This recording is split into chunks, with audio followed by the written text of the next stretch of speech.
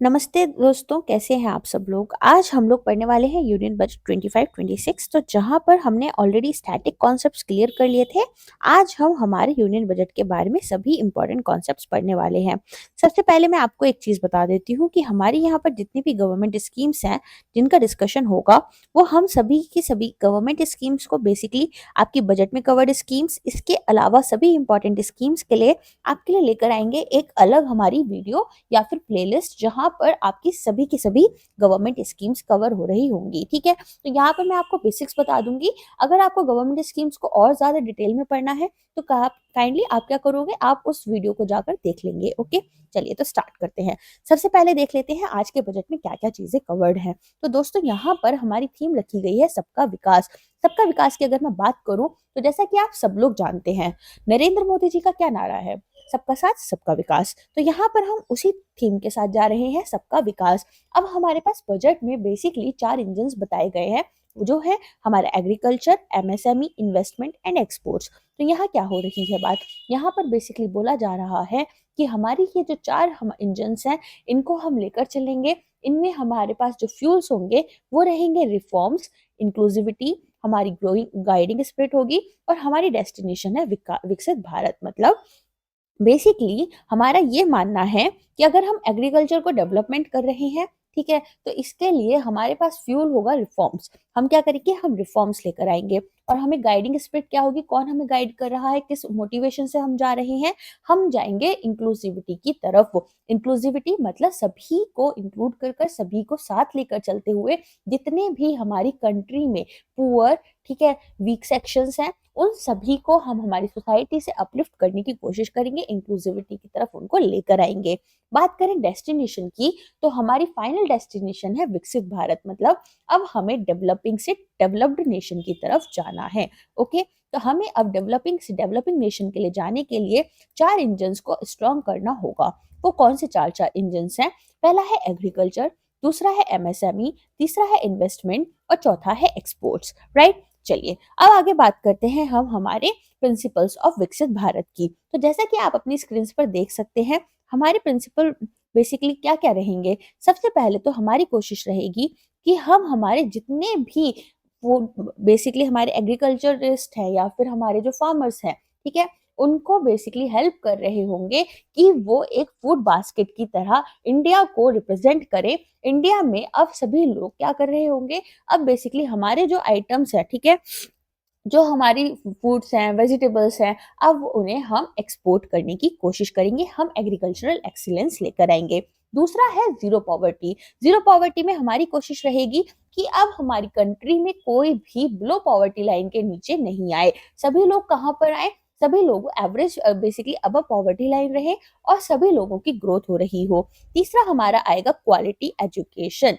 Quality education में हम क्या कर रहे हैं, यहाँ पर हमारी कोशिश है कि हम एक अच्छी क्वालिटी की करंट टेक्नोलॉजी से रिलेटेड, एथिकल, मॉरल, ठीक है, सभी चीजों को कंपेयर करके, सभी चीजों को हमारे इंक्लूड कर कर तब एजुकेशन प्रोवाइड कर रहे हो। चौथा है हमारा हेल्थ केयर एक्सेस। यहाँ पर हमारी कोशिश है कि हम best health care activities provide करें, and that too in affordable prices. क्योंकि जैसा कि आप लोग जानते हैं, राइट नाउ एग्रीकल्चर के हेल्थ केयर के जो प्राइसेस है वो इतने ज्यादा स्ट्रांग हो चुके हैं, इतने ज्यादा हाई हो चुके हैं कि लोग कई बार तो ना, अगर मिडिल क्लास है तो वो बिलो पॉवर्टी लाइन में आ जाते हैं।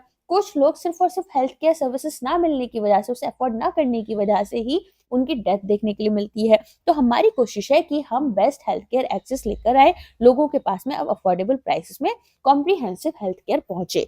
तीसरा है हमारा, सॉरी, फिफ्थ है हमारा स्किल्ड लेबर। स्किल्ड लेबर में हमारी कोशिश है कि हमारे पास जितनी भी लेबर है वो स्किल्ड हो, ठीक है, जिस भी एरिया में वो काम कर रहे हैं उसमें उनकी काफी अच्छी स्किल्स हो, एंड उनके पास जो भी जॉब हो वो मीनिंगफुल हो। ऐसी वैसी फालतू की जॉब जिनमें उनके पास बेसिकली ऐसा होता है ना, बहुत बार कुछ लोगों के पास काम नहीं होता, वो क्या करते हैं, आज हो सकता है 10 रुपए कमा ले, ठीक है, कल कुछ भी नहीं कमा पा रहे, 15 रुपए 20 अगले दिन कमा लिए, कुछ ऐसा फालतू ऊपर नीचे का काम कर ले, कुछ भी स्किल्स नहीं है तो कोई काम भी नहीं मिल पा रहा।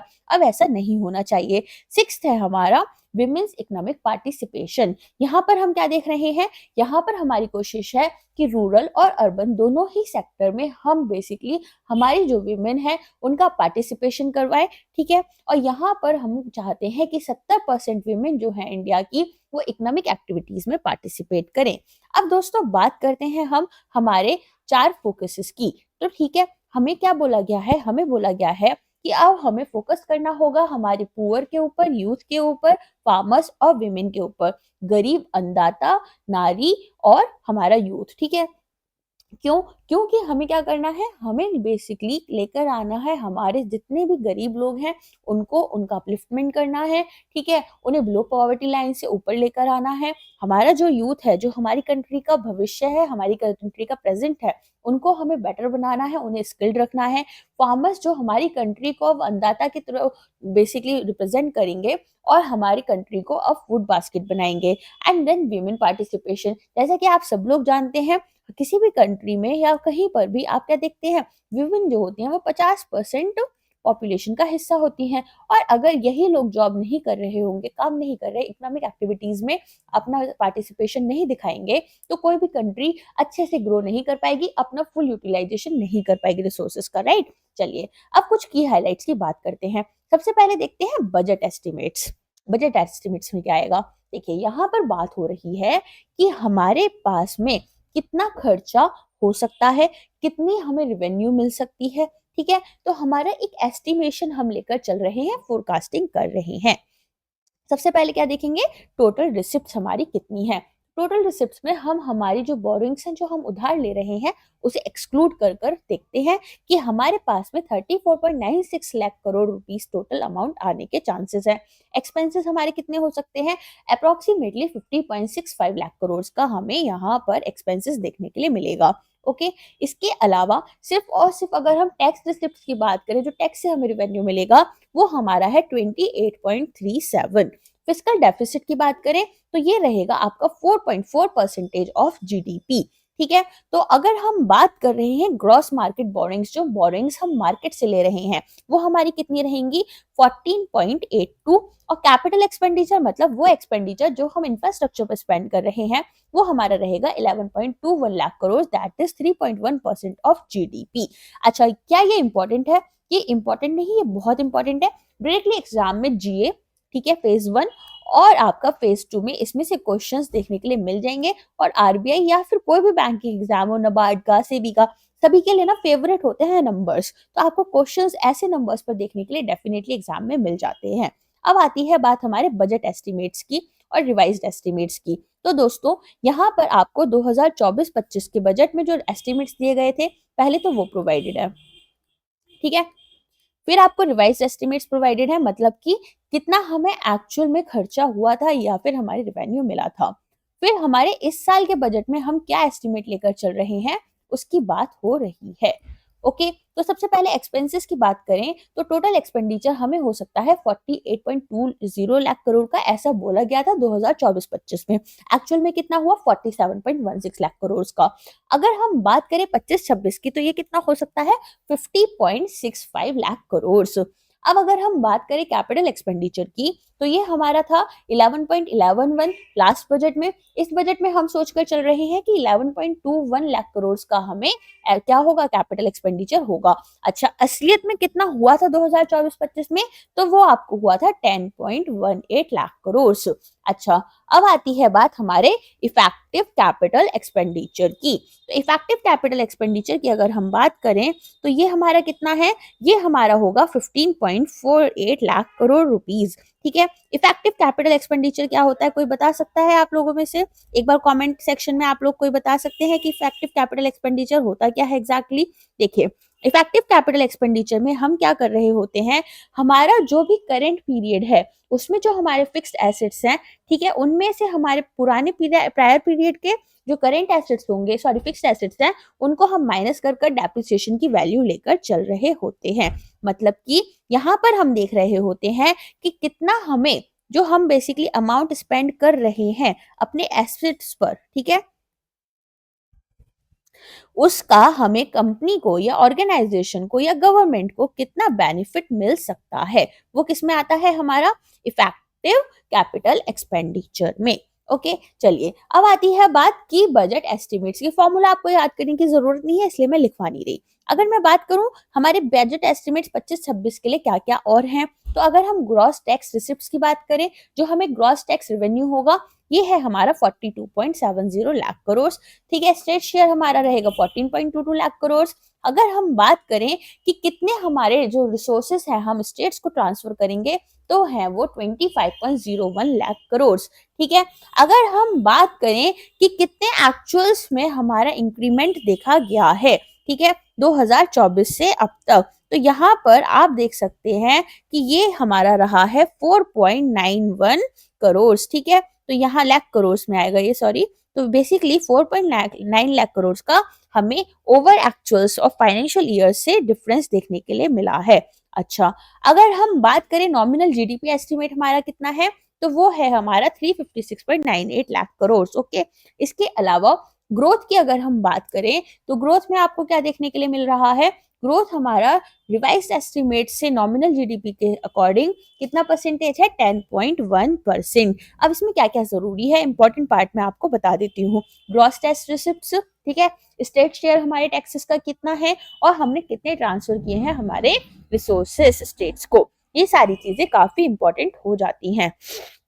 चलिए अब आती है बात डेफिसिट एस्टिमेट्स की। डेफिसिट क्या था, जहां पर हमारे एक्सपेंडिचर हमारे रेवेन्यू से ज्यादा होते हैं। तो फिस्कल डेफिसिट की बात करें तो ये 4.8% रहा है हमारे 2024-25 में। हमने एक्सपेक्ट किया था कि 4.4% होगा। ठीक है, सॉरी, ये हमने इस साल के लिए किया है। रिवेन्यू डेफिसिट 1.9% रहा है और अब हम सोच रहे हैं कि 1.5% होगा। इफेक्टिव रिवेन्यू डेफिसिट हमारा कितना रहेगा, इफेक्टिव रिवेन्यू डेफिसिट हमारा 1.0% रहा था और 0.3% हम अभी मानकर चल रहे हैं। ठीक है, तो यहाँ पर आप देख सकते हैं प्राइमरी डेफिसिट, प्राइमरी डेफिसिट हमारा कितना है, प्राइमरी डेफिसिट हमारा जाएगा बेसिकली 1.3%। ओके, चलिए अगर हम बात करें 25-26 की, तो ये रहेगा 0.8%। अब आपको लग रहा होगा ईआरडी क्या होता है, इफेक्टिव रिवेन्यू डेफिसिट। तो देखो, इफेक्टिव रिवेन्यू डेफिसिट का मतलब है कि जितना रिवेन्यू डेफिसिट हमें हो रहा होगा उसमें से हम जो ग्रांट्स दे रहे हैं, ठीक है, किसको दे रहे हैं, हम बेसिकली दूसरे स्टेट्स को या फिर हम कंट्रीज को जो ग्रांट्स देते हैं वो हमारे यहाँ पर आ जाते हैं। प्राइमरी डेफिसिट क्या था, प्राइमरी डेफिसिट था जो फिस्कल डेफिसिट में से हम क्या माइनस कर देंगे, जो इंटरेस्ट पेमेंट्स हम करते हैं हमारी बोरोइंग्स पर। ओके, चलिए ये नंबर्स बहुत इंपॉर्टेंट है, एग्जाम में इनको रट के जाना। इस टेबल का एक स्क्रीनशॉट ले सकते हो और इसको अपने नोट्स में क्या करोगे, ऐड कर लोगे। अब आती है बात कि हमें इनकम कहाँ कहाँ से हो रही है, तो यहाँ पर बताया जा रहा है परसेंटेज के फॉर्म में। यूजुअली पहले कैसे बताते थे कि अगर हमें 1 रुपया मिल रहा है तो उसमें से कितने पैसे कहाँ मिल रहे हैं, यहाँ पर परसेंटेज में है। तो 100% में अगर हम बात करें, ठीक है, सबसे ज्यादा अमाउंट हमें कहाँ से मिल रही है, सबसे ज्यादा हम ले रहे हैं बोरोइंग और अदर लाइबिलिटीज से। अभी करेंटली अगर देश में पैसा आ रहा है तो सबसे ज्यादा उधारी से आ रहा है। दूसरा है इनकम टैक्स से। ओके, तीसरा हमारा क्या हो जाएगा, जीएसटी। जीएसटी के बाद में कहां से आ रहा है, नॉन टैक्स रिसिप्ट से। ठीक है, उसके बाद में देखो, इसको ना ऐसे लिखते जाना, कैसे लिखोगे कि पहले सबसे ज्यादा बोरोइंग से आ रहा है, बोरोइंग्स के बाद में इनकम टैक्स से आ रहा है, इनकम टैक्स के बाद में जीएसटी से आ रहा है, जीएसटी के बाद में कहां से आ रहा है, जीएसटी के बाद में आपका आ रहा था नॉन टैक्स रिसिप्ट से। ठीक है, नॉन टैक्स रिसिप्ट के बाद में कहां से आ रहा था आपके पास में, यूनियन एक्साइज से, और यूनियन एक्साइज के बाद में आ रहा है आपका कस्टम्स से। ठीक है, तो इस तरीके से आपको याद रखना है। नॉन टैक्स रिसिप्ट्स क्या हो गए, नॉन टैक्स रिसिप्ट्स आपके वो अदर रिसिप्ट्स हो गए, रिवेन्यूज हो गए जो कि टैक्सेशन का हिस्सा नहीं है।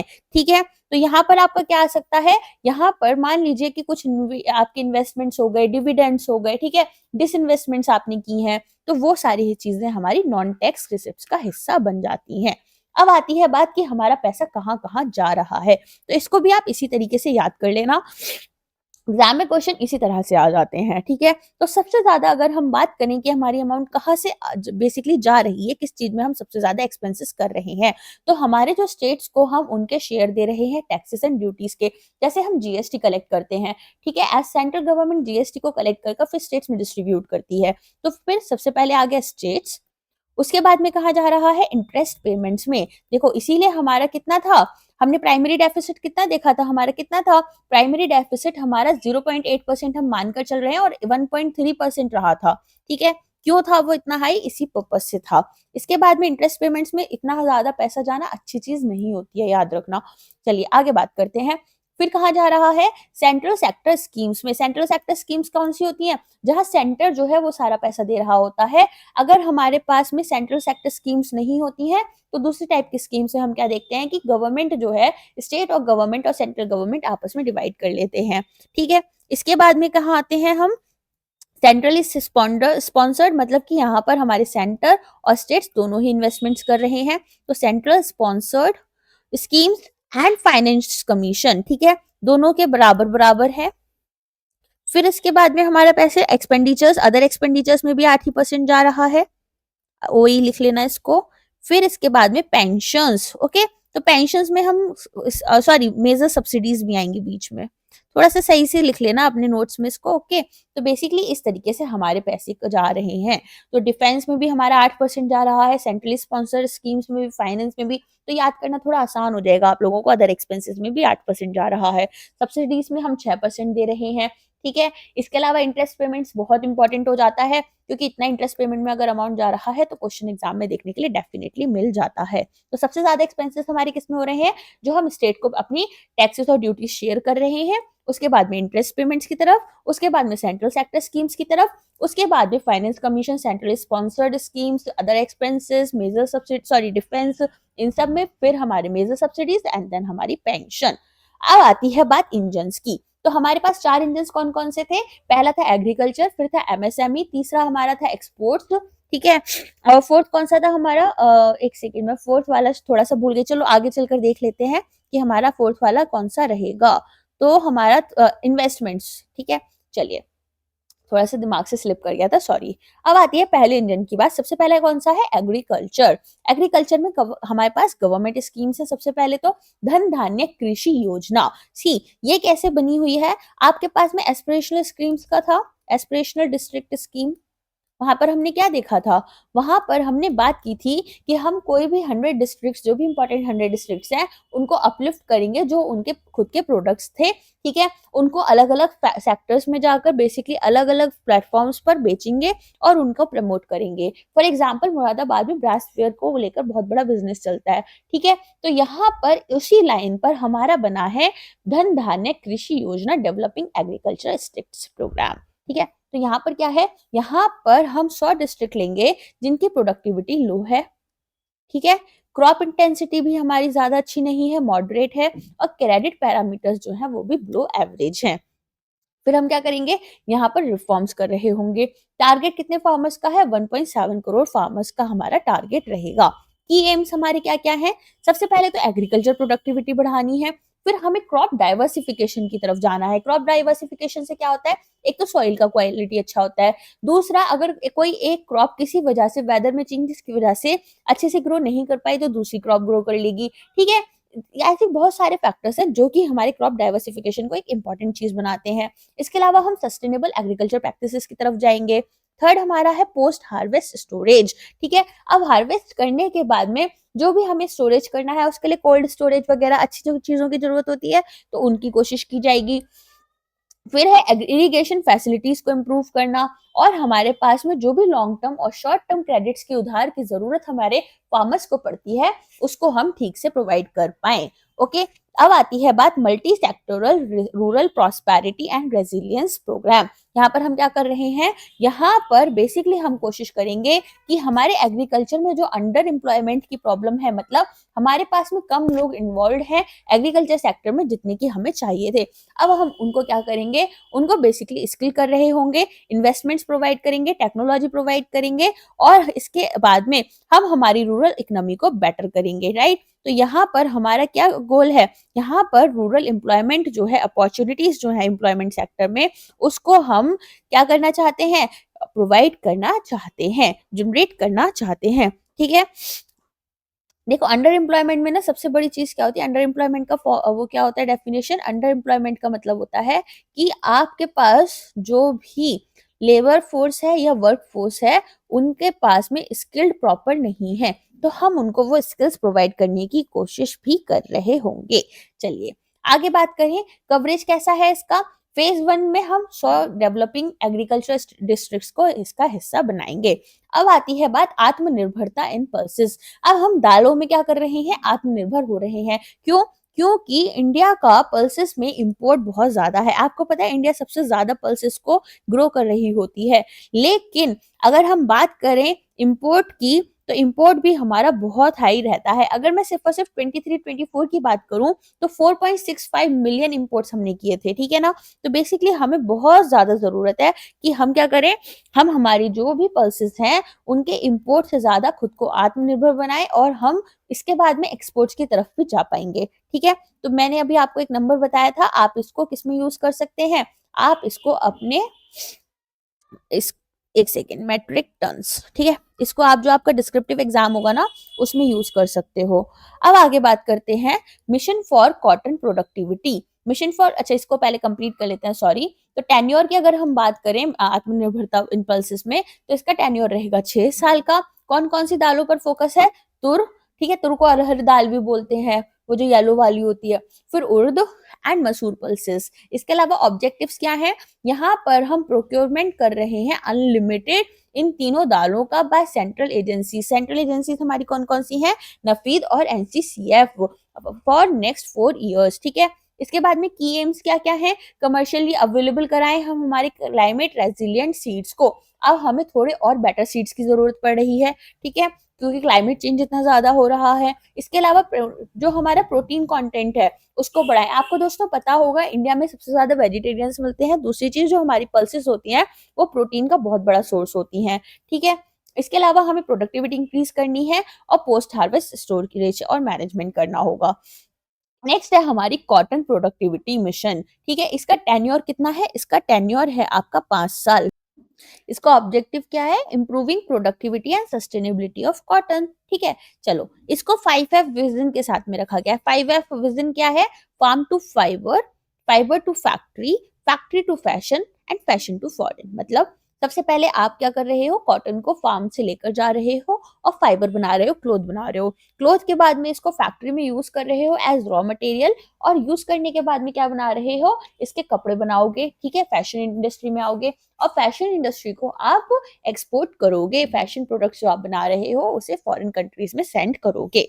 चलिए अब आती है बात sustainable harnessing end of fisheries की। यहाँ हम क्या देख रहे हैं, यहाँ पर हम हमारे मरीन सेक्टर का अनटैप्ड पोटेंशियल जो है उसको अनलॉक कर रहे हैं। मतलब जो भी मरीन सेक्टर में अभी तक हमारे पास पोटेंशियल है उसको हमने पूरा यूटिलाइज नहीं किया है, अब हमें उसे यूटिलाइज करना है। तो इसके लिए फोकस एरियाज हमारी यूनियन टेरिटरीज है, अंडमान एंड निकोबार और इसके अलावा लक्षद्वीप आइलैंड्स। की फैक्ट्स क्या है, की फैक्ट्स है कि इंडिया जो है सेकंड नंबर पर आता है ग्लोबल फिश प्रोडक्शन में, ठीक है। और सी फूड एक्सपोर्ट हमारा अगर वैल्यू करें तो 60,000 करोड़ है। देखो दोस्तों, जो नंबर्स होते हैं, जो रिजल्ट्स होती हैं, ये आपको हेल्प करती है एक बेटर डिस्क्रिप्टिव आंसर राइटिंग में। तो कोशिश क्या करो कि इन सभी नंबर्स को थोड़ा थोड़ा जैसे भी पढ़ रहे हो तो रिवाइज करते रहो। मान लो अब आपको एग्जैक्ट नंबर्स नहीं भी याद है, 60,000 करोड़ आपको नहीं याद है, तो भी आप क्या लिख सकते हो कि मोर देन 50,000 करोड़ हम इसमें यूज कर रहे हैं, या अप्रोक्सीमेटली वहां पर जो आपका नंबर है उसे लिख दो। तो इससे मार्क्स भी नहीं कटते हैं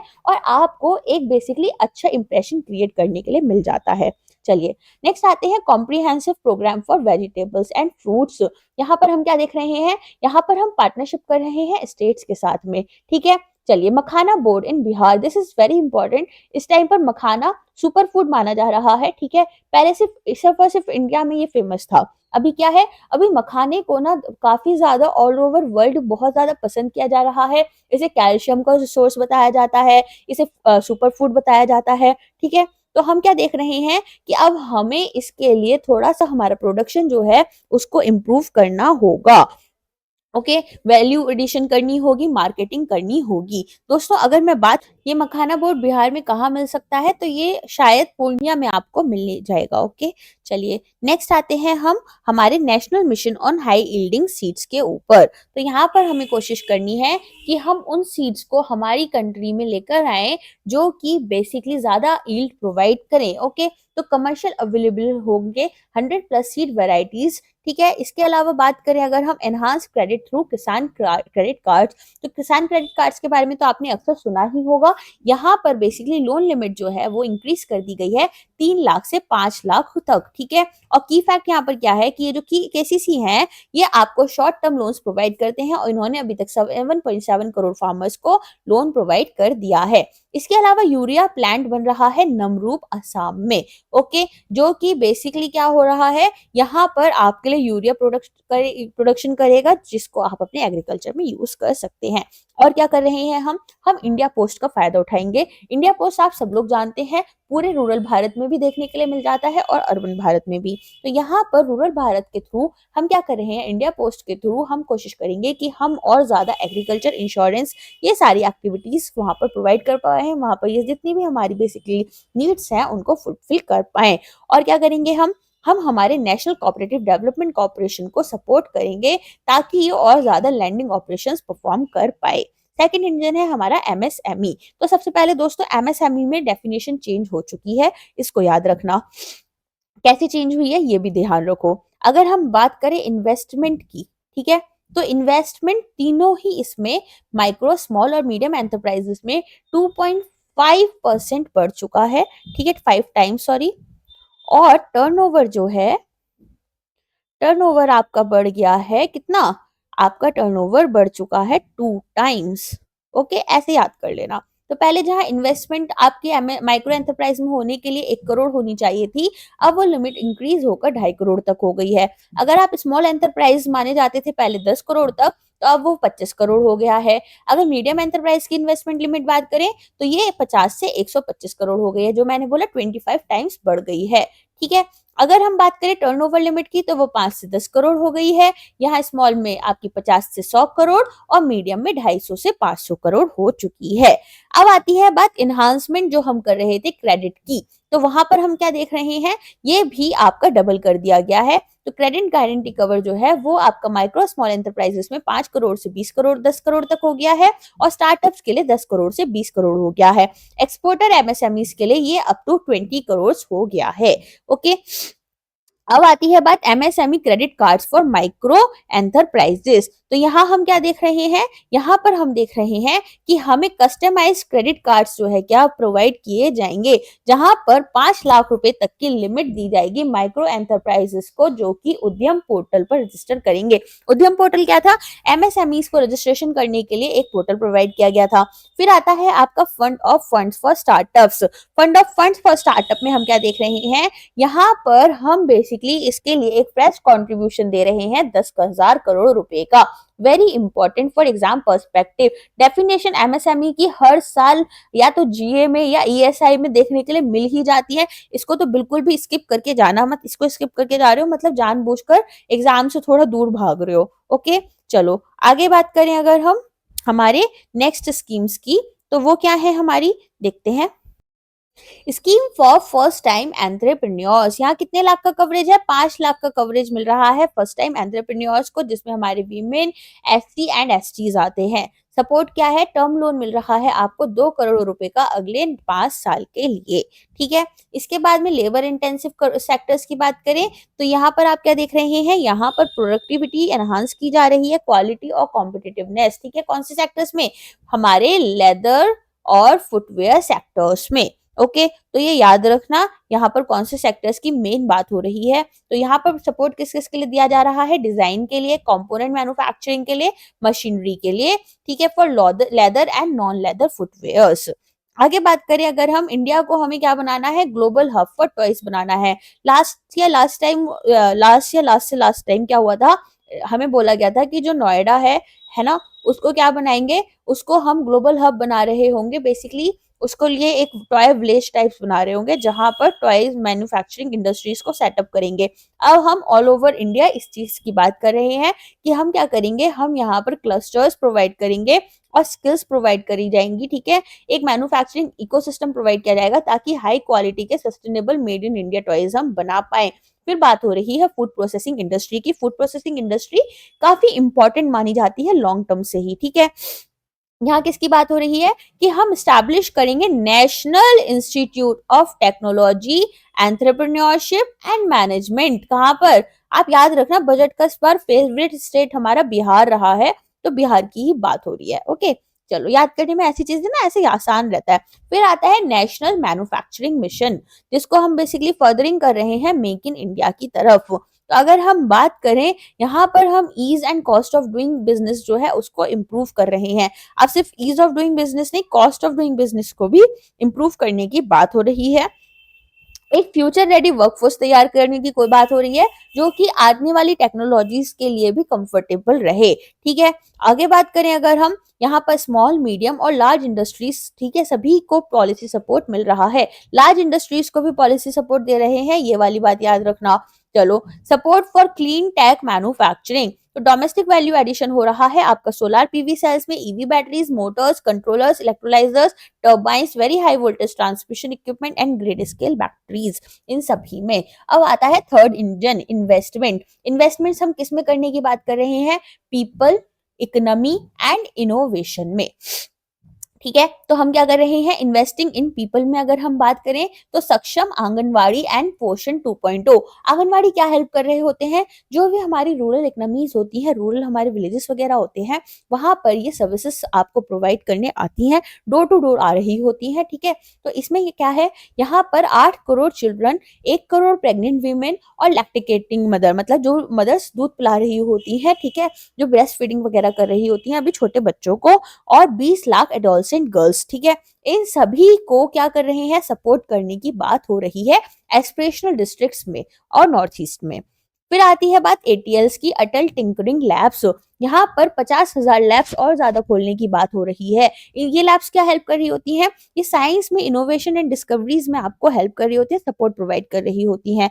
नेक्स्ट हमारा क्या आता है? Broadband connectivity. तो यहाँ पर भारत नेट प्रोजेक्ट की बात हो रही है, जो कि कनेक्ट कर रहे हैं हमारे सेकेंडरी स्कूल्स को, सभी गवर्नमेंट सेकेंडरी स्कूल्स के, and then primary health centres को रूरल एरियाज में। अच्छा, ये कुछ हमारी ना स्कीम्स है जो थोड़े लंबे समय से चल रही है और काफी इंपॉर्टेंट है। अब एक ये नई स्कीम लाए हैं, भारतीय भाषा पुस्तक स्कीम, मतलब जो हमारी इंडियन लैंग्वेजेस हैं उनको सपोर्ट करने के लिए अब नई नई बुक्स लॉन्च की जाएंगी, डिजिटल इंडियन बुक्स। ठीक है, चलिए अब आती है बात national centres for of excellence for skilling. यहाँ पर 5 नेशनल सीओईज जो होंगे, ठीक है, उनको खोला जाएगा फॉर नेश under make in India make for the world, मतलब एक्सपोर्ट्स की ही मेजर बात हो रही है। कहीं ना कहीं हम अब जो भी इनिशिएटिव्स या इंजन की बात कर रहे हैं, वहां भी हमारे fourth engine that is export, उसकी बात चल रही है। फिर आती है expansion of capacity in IITs. तो दोस्तों, जैसा कि आप सब लोग जानते हैं, ऑलरेडी हमारे पास 23 आईआईटीज हैं। अब हम कोशिश करेंगे 5 और आईआईटीज को लेकर आए, जिससे कि 6,500 स्टूडेंट्स को और फायदा मिले। ओके, फिर आती है बात centre of excellence in AI. तो यहाँ पर हम क्या कर रहे हैं? Centre of excellence in AI in education जो है उसको अपना सेटअप कर रहे हैं। आउटलेस हमेशा याद रखना, इसका आउटले आपका कितना है? इसका आउटले है आपका 50,000, सॉरी 500 करोड़। ओके, 50,000 मैंने गलत बोल दिया, 1 मिनट रुकिएगा, ये इरेजर से ना इरेज कर दूं ताकि आप देख पाओ। आई थिंक हाईलाइटर ऑन हो गया, 1 सेकंड दीजिएगा दोस्तों। हाँ जी, अब आती है बात हमारी नेक्स्ट स्कीम की। हमारी नेक्स्ट स्कीम क्या है? हमारी नेक्स्ट स्कीम है एक्सपेंशन ऑफ मेडिकल एजुकेशन। यहाँ पर हम 10,000 और सीट्स लाने की बात कर रहे हैं हमारे मेडिकल कॉलेजेस और हॉस्पिटल्स में। सीट्स मतलब 10,000 और स्टूडेंट्स को हम ला पाएंगे। ठीक है, जिससे हमारा क्या होगा, अगले 5 साल के अंदर अंदर हम 75,000 सीट्स और लेकर आने की कोशिश कर रहे हैं। अभी हमारी इस साल के लिए 10,000 एडिशनल सीट्स लाने की बात है। डे केयर कैंसर सेंटर्स, यहाँ पर हम 200 सेंटर्स 2025-26 में खोलना चाहते हैं, हर एक डिस्ट्रिक्ट हॉस्पिटल में फॉर ओवर नेक्स्ट 3 इयर्स। तो ये क्या कर रहे होंगे? जैसे हमारी कीमो, रेडियो ऐसी थेरेपीज होती है ना, ये सारे डे केयर सेंटर्स जो है वो प्रोवाइड कर रहे होंगे। अब आती है बात स्ट्रेंथनिंग अर्बन लाइवलीहुड्स। तो यहाँ पर न्यू स्कीम बनाई जाएगी सोशो इकोनॉमिक अपलिफ्टमेंट की हमारे अर्बन वर्कर्स के लिए। तो अर्बन लाइवलीहुड की बात हो रही है तो अर्बन वर्कर्स की बात हो रही है। पीएम स्वनिधि आप सब लोगों को याद होगा, ये हमारी कोविड के टाइम पर एक स्कीम आई थी। तो यहाँ पर अब क्या बोल रहे हैं कि अब हम इसको स्कीम को रिवैम्प कर रहे हैं और बेटर लोन्स दे रहे हैं and UPI linked credit cards के थ्रू ये लोन प्रोवाइड कर रहे हैं, जहां पर जो लिमिट है वो 30,000 की होगी। पहले पीएम स्वनिधि जब आया था तो 10,000 रुपए का लोन किसको मिल रहा था? हमारे जो वेंडर्स थे, ठेला वगैरह लेकर जो लोग चलते हैं ना, उनके लिए था ये।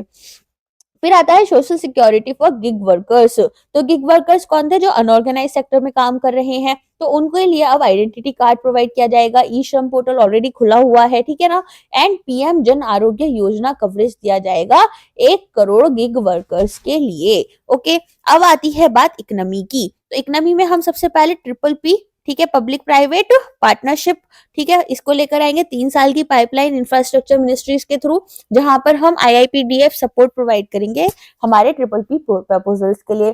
फिर हमारे जो स्टेट्स हैं उनको सपोर्ट देंगे इंफ्रास्ट्रक्चर के लिए, जहां पर 1.5 लाख करोड़ रुपए जो है वो एलोकेट किए गए हैं। ऐसे अमाउंट्स हमेशा एग्जाम के लिए इंपॉर्टेंट होते हैं, मैं बार बार रिपीट कर रही हूँ ताकि आप स्किप ना करें। अगर आप फर्स्ट टाइम आरबीआई एग्जाम दे रहे हैं तो ये बात आपके लिए जाननी बहुत जरूरी है। फिर आती है बात, यहाँ पर 50 साल का इंटरेस्ट फ्री लोन जो है वो स्टेट्स को देने की बात हो रही है। देन है हमारा एसेट मोनेटाइजेशन। तो सेकंड एसेट मोनेटाइजेशन प्लान हमारा लेकर आया जा रहा है 2025-30 से, ताकि हम अनलॉक कर पाए 10 lakh crore for new projects. अच्छा बताओ, फर्स्ट एसेट मोनेटाइजेशन प्रोग्राम कब आया था? फर्स्ट एसेट मोनेटाइजेशन प्रोग्राम आया था आपका 2020 में। ओके, और इसे कौन लेकर आया था? इसे लेकर आई थी विजय केलकर कमेटी। कब इन्होंने रिकमेंड किया था? इसको रिकमेंड किया गया था 2012 में। ओके, तो इतनी चीजें याद रखना। फिर आता है जल जीवन मिशन। तो जल जीवन मिशन में हम क्या देख रहे हैं? यहाँ पर इसे एक्सटेंड किया जा रहा है 2028 तक, ठीक है। और बात हो रही है यहाँ पर कि 100% कवरेज प्रोवाइड किया जाएगा। टारगेट कौन है? 15 करोड़ रूरल हाउस होल्ड यहाँ पर हमारा टारगेट रहेंगे। अब आगे अगर हम बात करें अर्बन सेक्टर रिफॉर्म्स की, तो अर्बन सेक्टर रिफॉर्म्स में क्या है? यहाँ पर governance, municipal services, urban land and planning reforms जो है इंसेंटिवाइज किए जा रहे हैं। अर्बन चैलेंज फंड की बात करें तो 1 लाख करोड़ जो है वो सिटीज को as growth hubs, redevelopment and water and sanitation के लिए प्रोवाइड किया जाएगा। पावर सेक्टर रिफॉर्म्स में 0.5% ऑफ जीएसडीपी प्रोवाइड किया जाएगा और एडिशनल बोरिंग होगी इलेक्ट्रिसिटी डिस्ट्रीब्यूशन रिफॉर्म्स की। न्यूक्लियर एनर्जी मिशन की अगर हम बात करें तो यहाँ पर 100 गीगा न्यूक्लियर एनर्जी डेवलपमेंट किया जाएगा बाय 2047। ये याद रखना, ईयर भी एग्जाम में क्वेश्चन पूछ लेते हैं। 20,000 करोड़ आपके स्मॉल मॉड्यूलर रिएक्टर्स के लिए विद एटलीस्ट 5 ऑपरेशनल बाय 2033, ठीक है। 2033 तक कोशिश रहेगी कि 5 ऑपरेशनल स्मॉल मॉड्यूलर रिएक्टर्स हमारे पास हो और 100 गीगावाट तक न्यूक्लियर एनर्जी डेवलपमेंट हमें करनी है 2047 तक, 47 तक। अच्छा, पावर सेक्टर रिफॉर्म्स की अगर मैं बात करूं तो यहाँ पर किसकी बात हो रही है? ये याद रखना, जीएसडीपी की बात हो रही है, ग्रॉस स्टेट डोमेस्टिक प्रोडक्ट, ठीक है। चलिए, न्यूक्लियर एनर्जी की बात कर ली है हमने। अब आती है बात ship building and maritime development fund की। तो यहाँ पर 25,000 करोड़ का फंड बनाया गया है जो कि हमारी लॉन्ग टर्म मैरीटाइम फाइनेंसिंग करेगा। इसमें हमारी गवर्नमेंट का कितना कंट्रीब्यूशन है? 49% हमारी गवर्नमेंट का कंट्रीब्यूशन रहेगा, जिसमें हम क्या कर रहे हैं? शिप बिल्डिंग क्लस्टर्स को लेकर आएंगे और रिवैम्प करेंगे हमारी ship building financial assistance policy को। अब आती है बात उड़ान की, उड़े देश का आम नागरिक, रीजनल कनेक्टिविटी स्कीम। तो यहाँ पर अब ये क्या कोशिश करेंगे कि 120 नई डेस्टिनेशन को लेकर आएंगे, तो जिससे कि 4 करोड़ पैसेंजर्स जो है हमारे 10 साल में उनको ये सर्व कर पाए। दोस्तों, आप लोगों को पता है कौन सी ऐसी एयरलाइन थी जिसका ये पहला प्रोजेक्ट था कि उन्होंने एकदम ही कॉमन मैन को ये जो लेकर आए थे ना एयरलाइंस, डोमेस्टिक फ्लाइट्स, उसमें उड़ाने की कोशिश की थी। इस पर एक अक्षय कुमार की मूवी भी बनी हुई है, तो आप ना जाकर जरूर से उस मूवी को एक बार जरूर देखना जब आपके पास टाइम हो ना, कि किस तरीके से उड़ान स्कीम स्टार्ट हुई थी ये। लेकिन तभी देखना जैसे आपको कुछ एंटरटेनमेंट का देखना हो, ऐसा नॉलेज जैसा कुछ नहीं है वहां पर, बस अच्छा लगेगा आपको देखकर। चलिए, थोड़ा मोटिवेशन मिलता है ऐसी चीजों से। अब आती है बात ग्रीन फील्ड एयरपोर्ट इन बिहार। तो पटना एयरपोर्ट एक्सपेंशन हुआ और ब्राउनफील्ड एयरपोर्ट हमारा एट बिहता, ठीक है। तो उसको भी बनाने की बात हो रही है। जैसा मैंने बोला, कुछ भी हमारा आ रहा है तो मेजरली किससे रिलेटेड कर आ रहा है, बिहार से। वेस्टर्न कोसी कैनाल प्रोजेक्ट, तो यहाँ पर क्या हो रहा है, यहाँ पर 50,000 hectares of cultivation support provide किया जाएगा। फिर आती है बात मिनी माइनिंग सेक्टर रिफॉर्म्स की, तो यहाँ पर देखो, ये देखना, स्टेट माइनिंग इंडेक्स की बात हो रही है। अब स्टेट माइनिंग इंडेक्स से रिलेटेड कुछ भी न्यूज में आएगा ना, तो एग्जाम में देखने के लिए मिल जाएगा। ओके, चलो।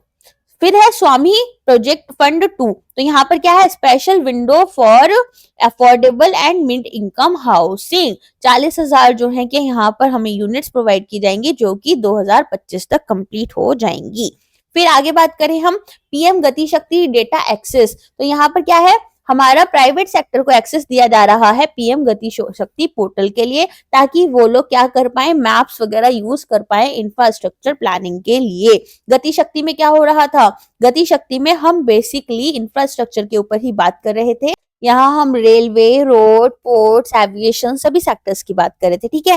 फिर आता है टूरिज्म फॉर एम्प्लॉयमेंट ग्रोथ, यहाँ पर हम 50 टॉप डेस्टिनेशंस को लेकर आएंगे, ठीक है, इनको डेवलप कर रहे होंगे, और यहाँ पर किसकी पार्टनरशिप है, स्टेट्स की पार्टनरशिप साथ में चलेगी। अब आती है बात इनोवेशन की, तो इनोवेशन में हम क्या देख रहे हैं, रिसर्च डेवलपमेंट एंड इनोवेशन करवाया जाएगा। 20,000 करोड़ रुपए इसके लिए प्रोवाइड किए गए हैं private sector driven R&D initiative के लिए। दिस इज इंपॉर्टेंट, ठीक है। पहले सिर्फ पब्लिक सेक्टर के लिए होते थे इस तरह के अमाउंट्स, अब प्राइवेट सेक्टर के लिए भी मिलने लग गई है। Deep tech funds of fund, तो यहाँ पर हम नेक्स्ट जनरेशन स्टार्टअप को डीप टेक्नोलॉजी में लेकर आना चाहते हैं। फिर है पीएम रिसर्च फेलोशिप, ये भी फेलोशिप वाला प्रोग्राम आपका काफी पुराना है, तो 10,000 फेलोशिप्स प्रोवाइड की जाएंगी technological research in IITs and IISCs के लिए। फिर है gene bank for crops and germ plasm, तो यहाँ पर सेकंड जीन बैंक बनाया जाएगा with 10 lakh germ plasm lines for future food and nutritional security. तो यहाँ क्या कर रहे होंगे, यहाँ पर जीन बैंक्स का मतलब क्या है, डिफरेंट डिफरेंट जीन्स के साथ में अलग अलग हमारे सीड्स को लेकर आएंगे, ताकि हम उनसे अलग अलग तरह के प्लांट्स और क्रॉप्स जो है उनको कल्टीवेट कर पाए। अब आता है हमारा नेक्स्ट और लास्ट हम इंजन, जो है फोर्थ इंजन एक्सपोर्ट। यहाँ पर सबसे पहले बात हो रही है भारत ट्रेड नेट की। भारत ट्रेड नेट में हम क्या बात कर रहे हैं, यहाँ पर हम बात कर रहे हैं एक डिजिटल पब्लिक इंफ्रास्ट्रक्चर प्रोवाइड करने की for unified trade documentation and financing solution. मतलब अब आप अपने सारे के सारे डॉक्यूमेंट यहाँ पर ला सकते हो, अगर आपको फाइनेंसिंग की जरूरत है तो वो भी आपको यहाँ पर प्रोवाइड की जाएगी, जिससे कि हम क्या करेंगे, हम इंटरनेशनल प्रैक्टिसेस को फॉलो करेंगे, जहां पर आपको यूनिफाइड लॉजिस्टिक इंटरफेस प्लेटफॉर्म मिल जाता है। फिर है हमारा ग्लोबल सप्लाई चेन्स, यहाँ पर क्या है, यहाँ पर डोमेस्टिक मैन्युफैक्चरिंग इंडस्ट्रीज जो हैं उनको सिलेक्टेड इंडस्ट्रीज सेक्टर्स में क्या करेंगे, हम सपोर्ट प्रोवाइड कर रहे होंगे। अगर मैं बात करूं कि हमारा यहाँ पर और क्या वो है बेसिकली एम है, तो यहाँ पर हम क्या कर रहे हैं, ग्रुप्स ऑफ ऑफिशियल्स और इंडस्ट्री एक्सपर्ट्स को लेकर आएंगे, ताकि हमारा जो प्रोडक्ट और सप्लाई चेन डेवलपमेंट है उससे हम कर पाए। तो डोमेस्टिक इलेक्ट्रॉनिक इक्विपमेंट इंडस्ट्री को भी हमें बूस्ट करना है। मतलब क्या कर रहे हैं हम यहाँ पर ओवरऑल हम हमारी डोमेस्टिक मैन्युफैक्चरिंग को अपलिफ्ट करने की कोशिश कर रहे हैं। अब आती है बात आगे वेयर हाउसिंग की फॉर एयर कार्गो। तो यहाँ पर हम क्या कर रहे हैं, यहाँ पर हम हमारे वेयर हाउसेस को अपग्रेड कर रहे हैं, ताकि क्या कर पाए, अगर हमारे पास में हाई वैल्यू पेरिशेबल्स है, फॉर एग्जांपल पेरिशेबल्स क्या होते हैं, जो शॉर्ट टर्म के लिए होते हैं ना, जिनकी ज्यादा लंबी लाइफ नहीं होती, फॉर एग्जांपल फ्रूट्स, वेजिटेबल्स, तो हम क्या करेंगे, इनको कोशिश करेंगे कि एयरलिफ्ट करवा कर ही जल्दी से जल्दी भेज पाए। जैसे रेलवे से जाते हैं, रेलवे से तो क्या होता है, बहुत स्लो स्लो पहुंचते हैं। फिर आती है बात national framework for global capability centres. यहाँ क्या कर रहे हैं, यहाँ पर हम प्रमोट कर रहे हैं GCCs को इन टीयर 2 सिटीज। तो क्या करेंगे, टैलेंट डेवलपमेंट करेंगे, इंफ्रास्ट्रक्चर डेवलपमेंट करेंगे, बायलॉज, इंडस्ट्री कोलैबोरेशन, ये सारी चीजें प्रोवाइड करेंगे, ताकि हम बेटर हमारी कैपेबिलिटी सेंटर्स को और बेटर बना पाए। फिर आती है बात एक्सपोर्ट प्रमोशन मिशन की। तो ये एक जॉइंट इनिशिएटिव रहेगा commerce, MSME and finance ministries का, जहां पर हमारी क्या कोशिश है, यहाँ पर हमारी कोशिश होगी कि हम हमारे मिनिस्ट्रियल टारगेट्स और हमारे सेक्टोरल टारगेट्स जो हैं उनको अचीव कर पाए। नेक्स्ट आते हैं हम रिफॉर्म्स के ऊपर। तो अभी हमने क्या क्या देखा था, रिफॉर्म्स को हम फ्यूल की तरह यूज कर रहे हैं, और इंक्लूसिविटी को हम गाइडिंग स्पिरिट की तरह, और डेस्टिनेशन थी हमारी विकसित भारत। तो सबसे पहले बात हो रही है रिफॉर्म्स एज फ्यूल। तो यहाँ पर हम किस तरह के फाइनेंशियल सेक्टर रिफॉर्म्स लेकर आएंगे, पहला तो जिसमें हम क्या देख रहे हैं, ग्रामीण क्रेडिट स्कोर। ठीक है, ये क्या कर रहा होगा, ये एक फ्रेमवर्क प्रोवाइड कर रहा है जिससे कि हम हमारी जो क्रेडिट नीड्स हैं एसएचजी मेंबर्स की और पीपल की, उनको फुलफिल कर पाए। दूसरा है हमारा नेफीड, यहाँ पर हम क्या कर रहे हैं, यहाँ हम पार्शियल क्रेडिट एनहांसमेंट फैसिलिटी को प्रोवाइड करवाएंगे। ठीक है, तो बेसिकली यहाँ पर क्रेडिट्स की बात हो रही है कि किस तरह के लोन्स वगैरह हम प्रोवाइड कर कर हमारी इंडस्ट्री को ग्रो करा सकते हैं। तीसरा है रिवैम्प्ड सेंट्रल केवाईसी रजिस्ट्री। ठीक है, तो आप सबको पता है केवाईसी रजिस्ट्री जो होती है वहां पर हमारे बैंक्स वगैरह भी उनको यूज कर रहे होते हैं ताकि वो क्या कर पाए, केवाईसी कर पाए, जेन्यून देख पाए कि चीजें जेन्यून है या नहीं है, कोई फ्रॉड तो इन्वॉल्व नहीं है, तो उसको रिवैम्प कर रहे हैं। फिर हम क्या करेंगे, रैशनलाइजेशन करेंगे हमारी रिक्वायरमेंट्स एंड प्रोसीजर्स का कि भाई हमें सच में क्या क्या रिक्वायरमेंट्स हैं, क्या प्रोसीजर्स हम फॉलो कर रहे हैं, तो इसे ही प्रोसीजर्स हैं, गलत तो नहीं है। स्पीडी अप्रूवल कर पाए हमारे कंपनी मर्जर्स का, कोई कंपनीज भी मर्ज होना चाह रहे हैं तो वो 2-3 साल ना लेकर तुरंत तुरंत मर्जर्स हो जाए, जल्दी से हो जाए। ठीक है, इसके अलावा एफडीआई लिमिट जो है वो हमारी इंश्योरेंस सेक्टर में अब 74 से 100% की तरफ बढ़ जाएगी, which is really very important in exam. ठीक है, इस तरह के क्वेश्चन एग्जाम में अक्सर आपको देखने के लिए मिल जाते हैं। नेक्स्ट है हमारा पार्ट बी, जिसमें हम क्या पढ़ रहे हैं, टैक्सेस। ठीक है, अब इनडायरेक्ट टैक्सेस होते हैं हमारे और डायरेक्ट टैक्सेस होते हैं। डायरेक्ट टैक्सेस कौन से होते हैं, जो इंडिविजुअल्स डायरेक्टली पेमेंट कर रहे होते हैं। इनडायरेक्ट कौन से टैक्सेस होते हैं, जहां पर हमारी जगह से कोई और भी पेमेंट कर सकता है। फॉर एग्जाम्पल, आपने कोई गुड खरीदा, कोई सामान खरीदा आपने, तो शॉपकीपर को आपने क्या किया, टैक्सेस इन्वॉल्व कर कर वो पेमेंट दिया क्योंकि कंज्यूम आप कर रहे थे। लेकिन जो आपका शॉपकीपर है, जो सप्लायर है गुड्स का, वो इसका टैक्सेस पेमेंट कर रहा होता है आपके एंड से, मतलब पैसा आप ही की जेब से जा रहा है, लेकिन रजिस्ट्रेशन फाइल जो करना है जीएसटी, वो सब हमारे सप्लायर कर रहे होते हैं। राइट, अब यहाँ पर क्या बोला गया है, सबसे पहले तो इन्होंने बोला है इनडायरेक्ट टैक्सेस में जैसे कस्टम ड्यूटीज हमारी आती हैं, ठीक है, एक्साइज ड्यूटी आती है और जीएसटी आता है, मेन हमारे यही इनडायरेक्ट टैक्सेस है। तो यहाँ पर हमारी सबसे पहले बात हो रही है कस्टम ड्यूटीज की। तो यहाँ पर बोल रहे हैं कि जो हमारा कस्टम टैरिफ स्ट्रक्चर है, इसको हम अभी रैशनलाइज करेंगे। हाल फिलहाल में Donald Trump, president of USA, उन्होंने भी बोला है कि इंडिया बहुत ज्यादा टैरिफ्स लगाता है। तो अब इन लोगों को लग रहा है कि ये जो मल्टीपल टैरिफ रूल्स हैं, इनको हम थोड़ा सिंप्लीफाई करेंगे, इन्हें बेटर करेंगे और सोशल वेलफेयर सरचार्ज एग्जाम्पशन जो है, ठीक है, उसको लगाएंगे on multiple tariff lines. Surcharge क्या होता है, टैक्स ऑन टैक्स। ठीक है, तो फॉर एग्जाम्पल आपने 10,000 रुपए का टैक्स फाइल किया, 10,000 आपको टैक्स भरना था, तो अब इसी के ऊपर एक सरचार्ज और लग जाएगा। फॉर एग्जाम्पल 4% का लग रहा है ना, तो 4% अमाउंट आपको 10,000 के अलावा और देना पड़ेगा आपके टैक्सेस के लिए। ओके, तो इस तरीके से हमारा क्या हो गया, इस तरीके से हमारा बन जाता है टैक्स ऑन टैक्स। चलिए अब आगे बात करते हैं हम।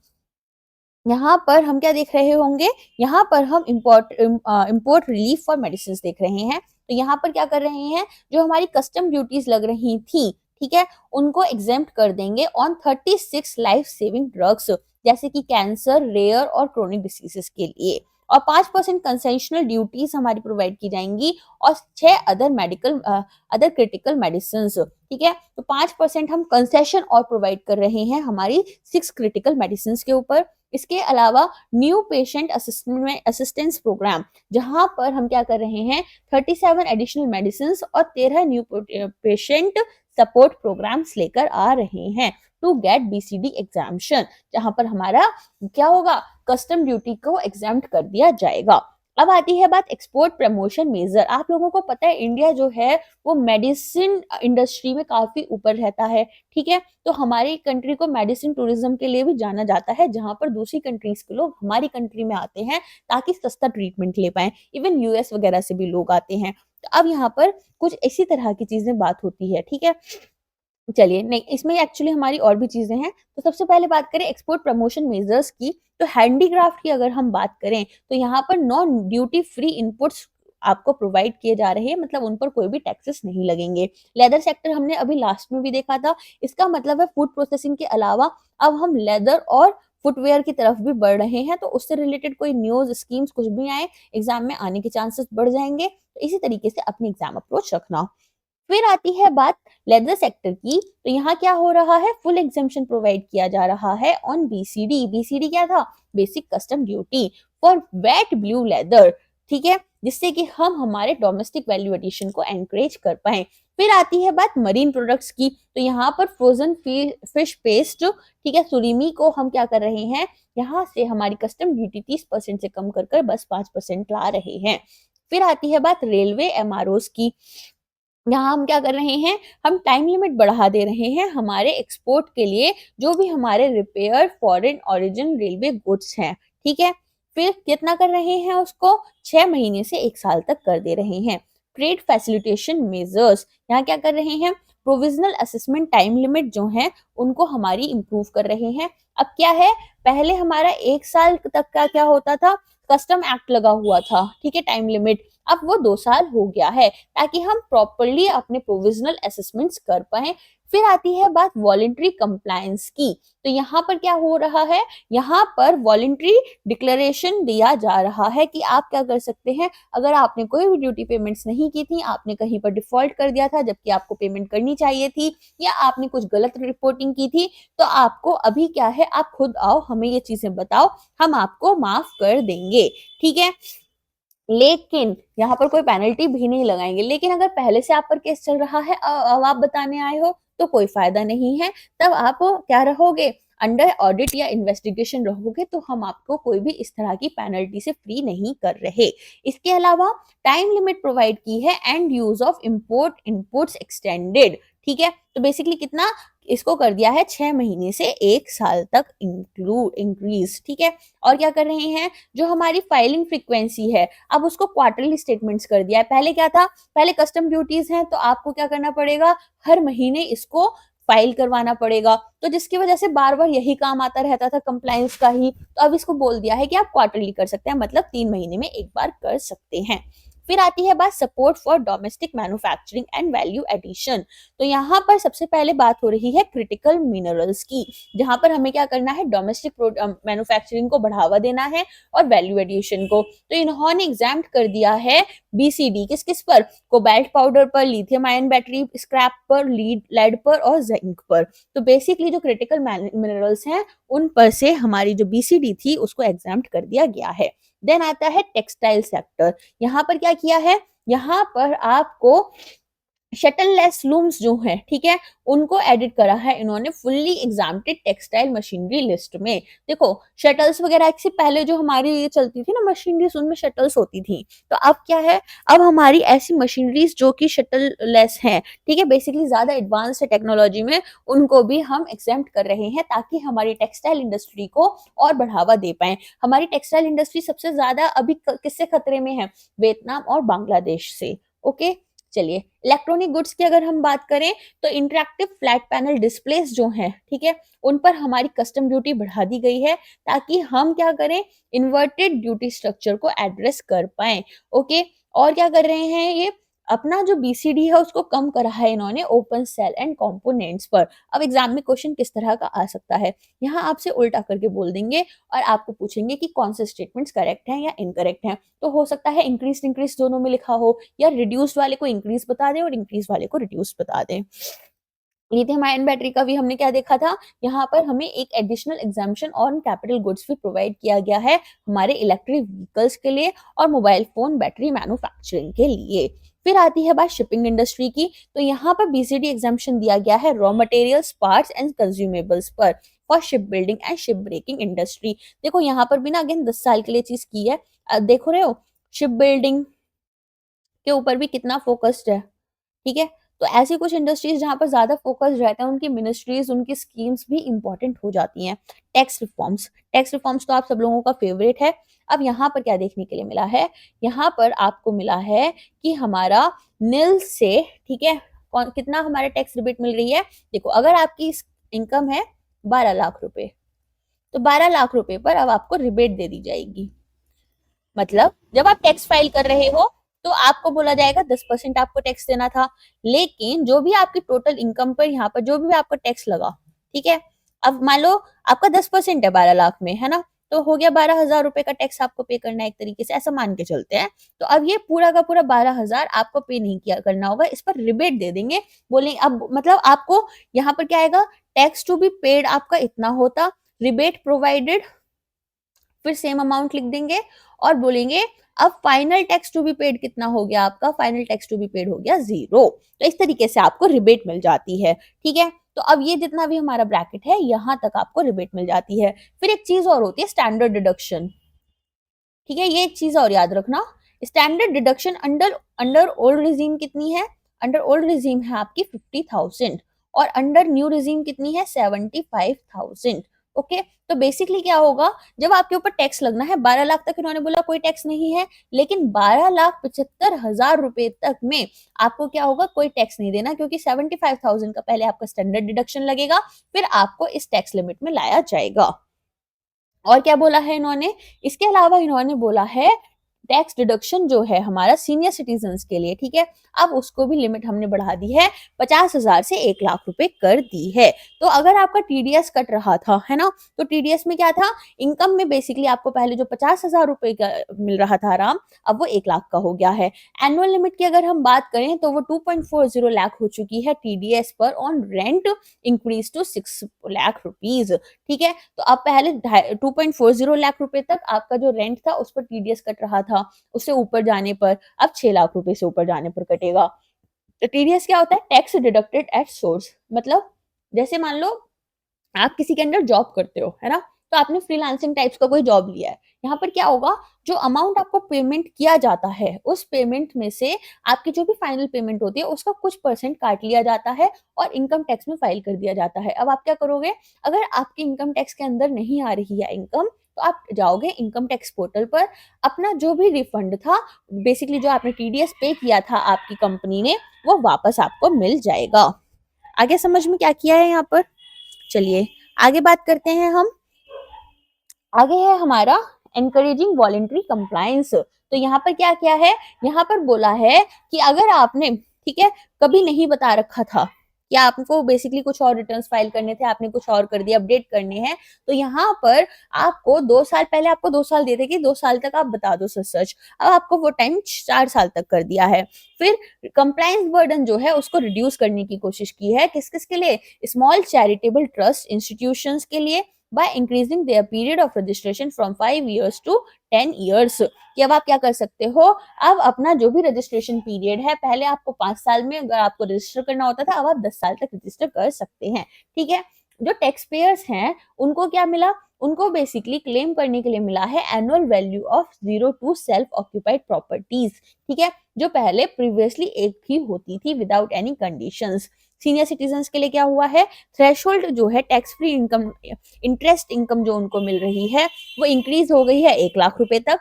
जो उनका रेंट था, टीडीएस जो कटता था रेंट पर, वो इंक्रीज हो गया है हमारा सभी के लिए 2.4 लाख से 6 लाख तक। एजुकेशनल रेमिटेंसेस जो हैं वहां पर हमारे टीसीएस को हमने हटा दिया है, ठीक है। तो अगर हमें कोई एजुकेशन लोन लेकर हम हमारी पेमेंट्स कर रहे हैं, अच्छा, हायर टीडीएस हमारा कब लगेगा, अगर पैन कार्ड अवेलेबल नहीं है तो हमारे क्या लगेगा ऐसी सिचुएशन में, ऐसी सिचुएशन में हमारा बेसिकली ये लगेगा, हायर टीडीएस हमें कटेगा, ठीक है। नेक्स्ट है हमारा LRS मतलब लिबरलाइज्ड रेमिटेंस स्कीम। देखो लिबरलाइज्ड रेमिटेंस स्कीम में क्या बोला जाता है, यहाँ पर बोला जाता है कि अंडर स्पेसिफिक रीजंस अगर आप क्या कर रहे हो, अपनी कंट्री से पैसे लेकर जा रहे हो, तो आप कितने अमाउंट तक ले जा सकते हो, तो वो कितना है, यूएस डॉलर्स 2,50,000 तक आप क्या कर सकते हो, इतना अमाउंट ले जा सकते हो। जैसे आपको एजुकेशन के लिए लेकर जाना हो या आपके बच्चे वहां पढ़ रहे हैं तो उनको भेजना हो, तो वहां पर आप क्या कर रहे हो, आप पैसे भेज पाते हो, कितना, 2,50,000 तक बिना आरबीआई की परमिशन के।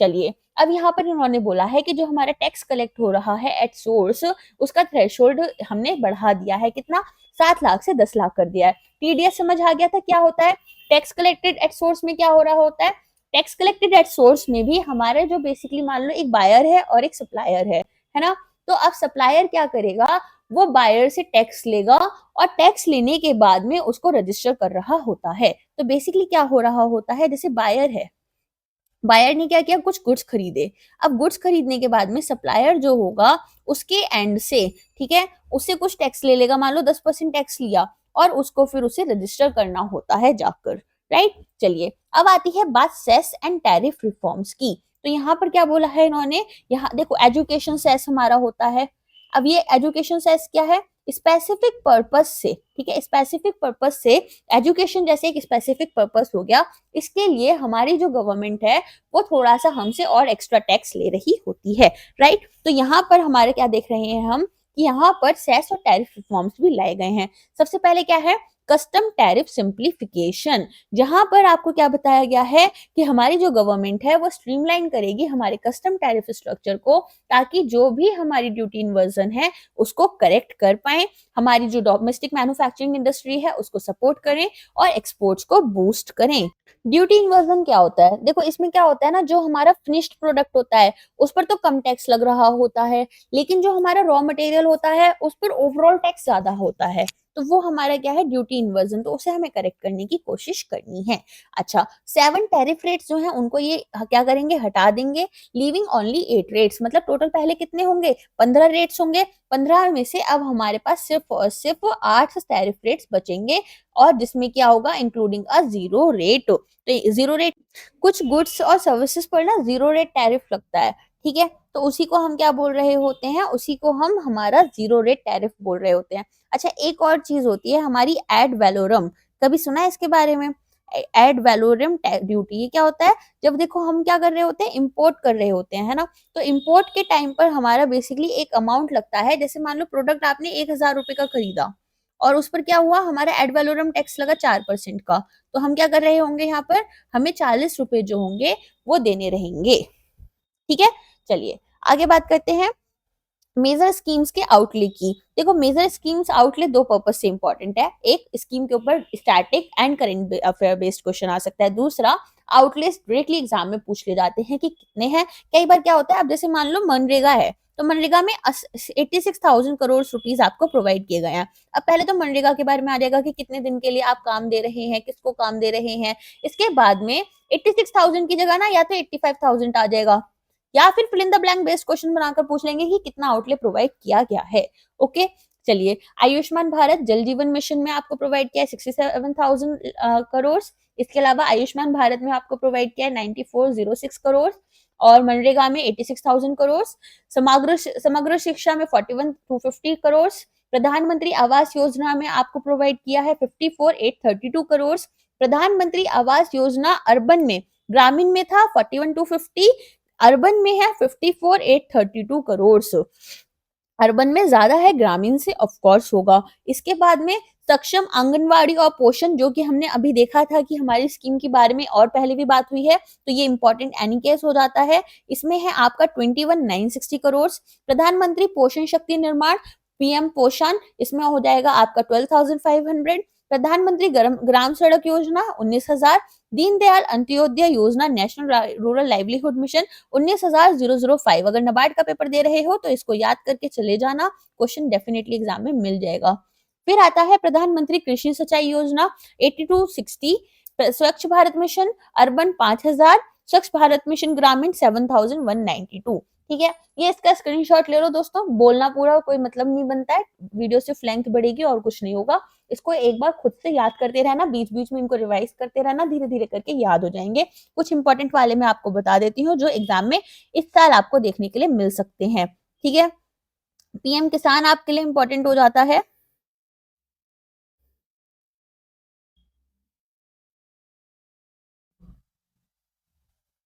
अभी इसमें यही वाले इंपॉर्टेंट है, बाकी एक बार रीड कर लेना, समझ लेना, सारे याद करना मुश्किल होता है, थोड़ा थोड़ा सा देख लेना किसमें 1 लाख, देखो अब जैसे यूरिया सब्सिडी वाला है आपका, तो इसमें कितना है 1,18,900 करोड़, तो ये थोड़ा बड़ा अमाउंट हो गया।